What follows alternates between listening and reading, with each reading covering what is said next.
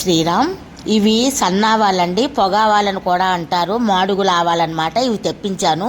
ఇవి ఆవకాయకి గాలించి ఎండలో పోసుకున్నాను అనమాట. వీటిని మిక్సీ పట్టుకుంటాను. అలాగనే ఉప్పు కూడా తెప్పించుకున్నాను. ఉప్పు కూడా ఎండలో పెట్టి వీటిని కూడా పొడి చేసుకుంటాను. ఆవకాయకి మంచి టేస్ట్. రోజు పచ్చి ఆవకాయ పెట్టడానికి సువర్ణరేఖకాయ తీసుకొచ్చామండి తోట నుంచి. ఇవి ఇప్పుడు కడిగేసి తుడుస్తాము. ఇగో ఇలాగా కాయలన్నీ నీళ్ళల్లో వేసి అలా తుడుస్తున్నామండి. తుడిచిన కాయ ఇప్పుడు మేము ఇతను వచ్చారు మాకు కొట్టడానికని, ఈయన కాయ కొడతారండి. అది కూడా మీకు చూపిస్తాను నేను. ఇలాగ కాయలన్నీ కూడా తుడిచేస్తారు. ఇంకా ఎండావకాయకి కాయ తేవాలండి. చూస్తున్నారా కాయ ఎంత చక్కగా కొడుతున్నారో అతను. చూడండి ఎంత ఈజీగా కొట్టేస్తున్నారో కాయ.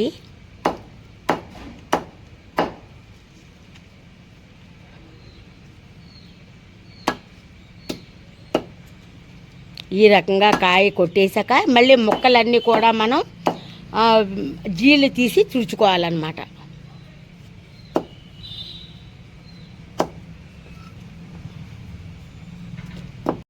ఉన్నదాక ముక్కలండి ఈ గిన్నెతో మనం కోల్చుకుందాం.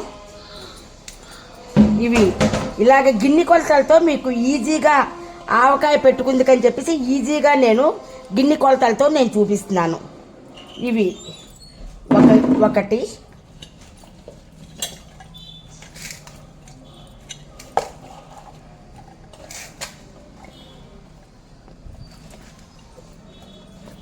ఇది 2,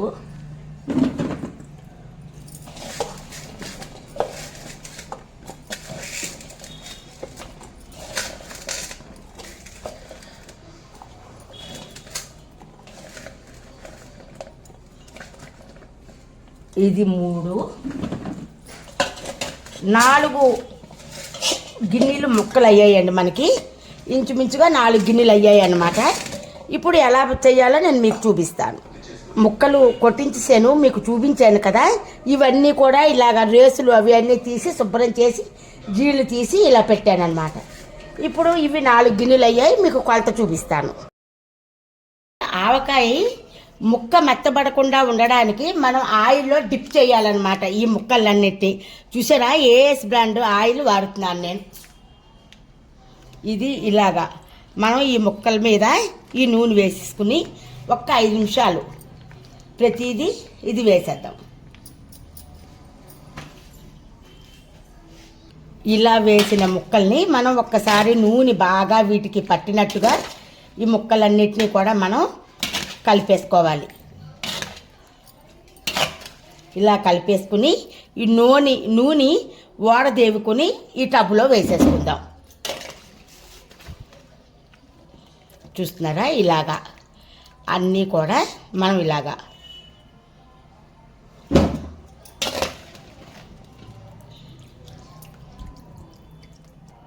ఆ గిన్నె ముక్కలు తీసాను, మళ్ళీ ముక్కలు వేసాను. వీటిని కూడా మనం నూనె చక్కగా ముక్క బిడిసెక్కుతుందండి. ముక్క బిడిసెక్కితే మనకి ఆవకాయ తొందరగా పాడవదు అనమాట. అందుకు ఇలాగా మనం పెట్టుకోవాలి. ఇప్పుడు ఈ ముక్కలన్నీ తీసేసుకున్నాం కదా, ఈ నూనె పక్కన పెట్టేసుకుందాం. చూస్తున్నారా, ఈ ముక్కలన్నీ కూడా ఇందులోకి తీసేసాను. ఇప్పుడు మనం గుండ కొలుచుకుని, గుండ మొన్న నేను మిక్సీ చేసి పెట్టాను కదా అండి, ఆవాలు తెప్పించి నేను మిక్సీ చేసుకున్నాను. అవే ఇదే గిన్నెతో 4 గిన్నెల ముక్కలు అయ్యాయి కదా అండి. ఇదే గిన్నెతో మళ్ళీ మీకు కొలత చూపిస్తున్నాను. ఇలా పెట్టి కొలుస్తాను.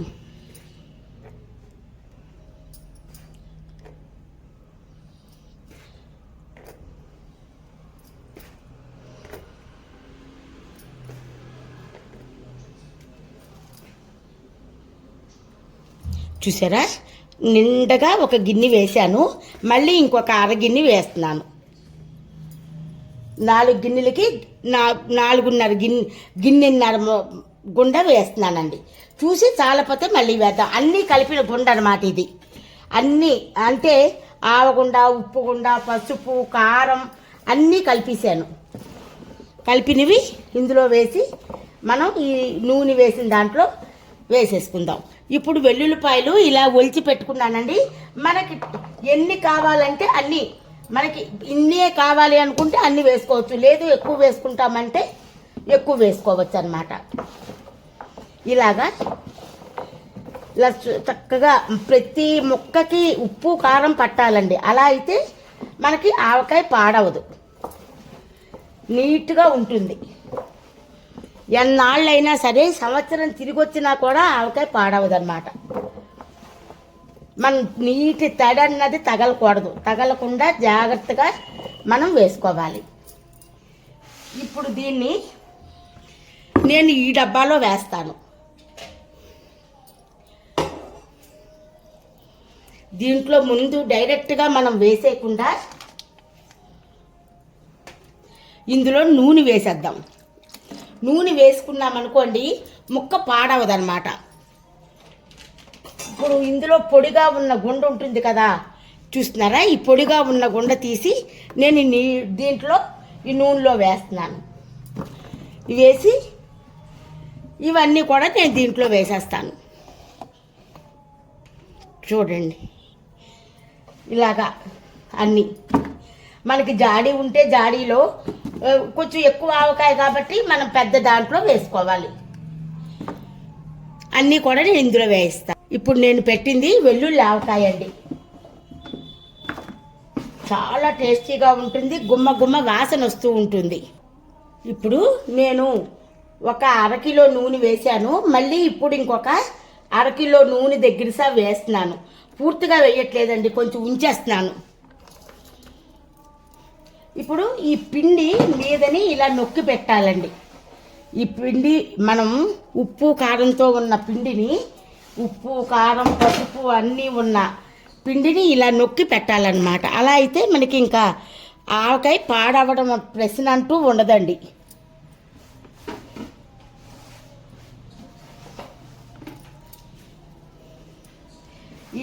దీనికి ముక్క తక్కువ ఊట ఎక్కువ ఉండాలండి అన్నంలో కలుపుకుందికి.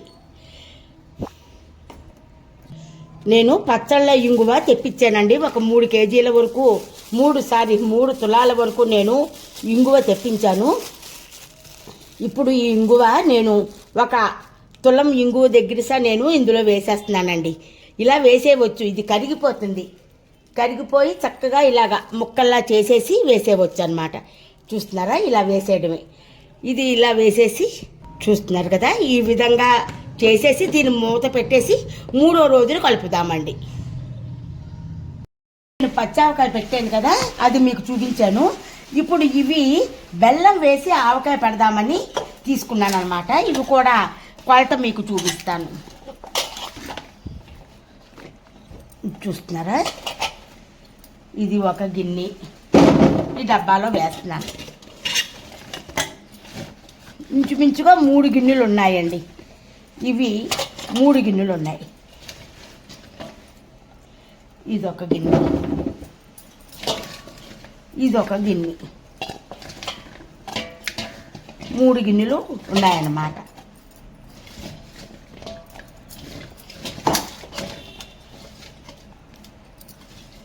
చూస్తున్నారా?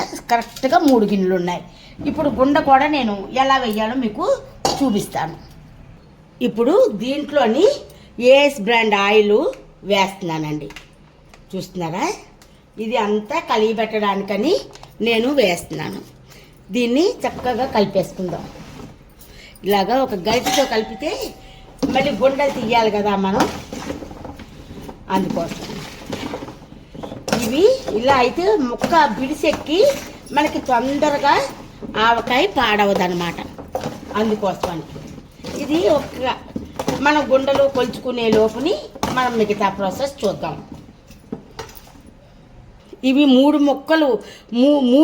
గిన్నెల ముక్కలు ఉన్నాయి కదా అండి. మనం ఒక గిన్నె కూడా దీనికి ఎక్కువగా వేయక్కర్లేదనమాట. అందుకని ఇది కూడా దీంట్లో వేసేసుకుందాం. ఇప్పుడు దీన్ని కూడా మళ్ళీ మనం కలిపేసుకుందాం. దీంట్లో నేను వెల్లుల్లిపాయలు వేయట్లేదండి, ఎందుకంటే ఇది ఎప్పుడైనా ఒకవేళ పూజలు అవి చేసుకున్నప్పుడు అప్పుడు వెయ్యాలి అనుకుంటే ఇది తినాలి అనుకుంటే అక్కర్లేదన్నమాట. అందుకోసమని చూస్తున్నారా, ఇలాగ కరెక్ట్గా సరిపోతుంది. ఇప్పుడు మీకు ఇదే గిన్నె కొలతతో నేను బెల్లం చూపిస్తున్నాను చూడండి.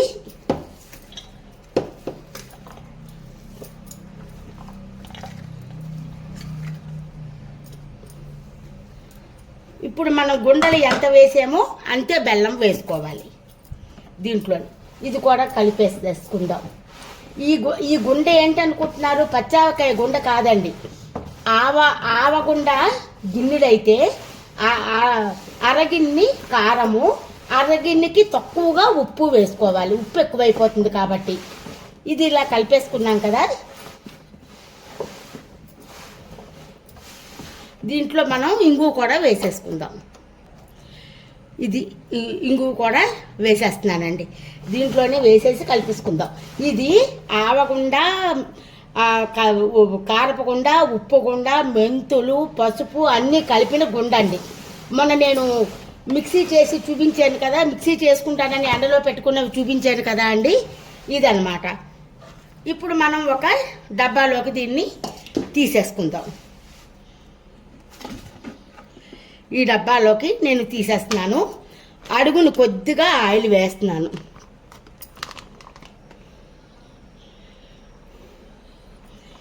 కొద్దిగా ఆయిల్ వేస్తే బిరుసు ఎక్కి పాడవకుండా ఉంటుందన్నమాట. ఇలాగా మనం దీన్ని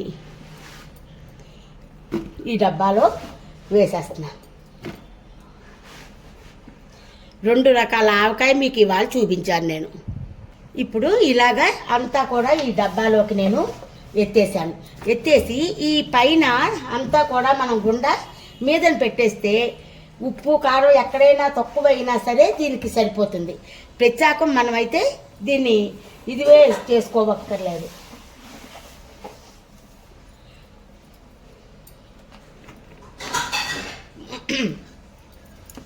ఇది ఇలా మూత పెట్టేసి 3వ రోజున మళ్ళీ మీకు పచ్చావకాయ, ఎండావకాయ అన్నీ చూపిస్తాను. వేసాం కదండి, ఇది 3వ రోజు కలుపుదాం.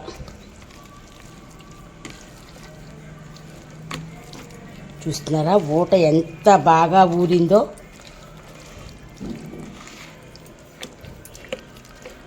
మూడో రోజు కలిపేసాం కదా. ఇంకా కొంచెం ఉంటే కానీ ఇది ఇంకా టేస్ట్ బాగుండదండి.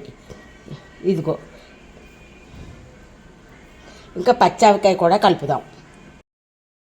అలా 3వ రోజు పచ్చావకాయ కలుపుదామండి. మూత తీసుకొద్దాం. చూస్తున్నారా గుమ్మ గుమ్మ వాసనతో అదిరిపోయిందండి. ఇది 3వ రోజు కదా, కానీ 3వ రోజుకి ఇంకా కలియదండి, ఇంకా ఊరదు. ఇంకా 2-3 రోజులు ఊరితే బాగుంటుంది అన్నమాట. చూడండి కదా ఇలాగా. ఇంకా చూసారా నూనె కూడా తేలుతుందన్నమాట. ఇంకా మనం ఇంకా ఊరితే ఇంకొక 4 రోజులు ఊరితే ఇంకా బాగా తేలుతుంది.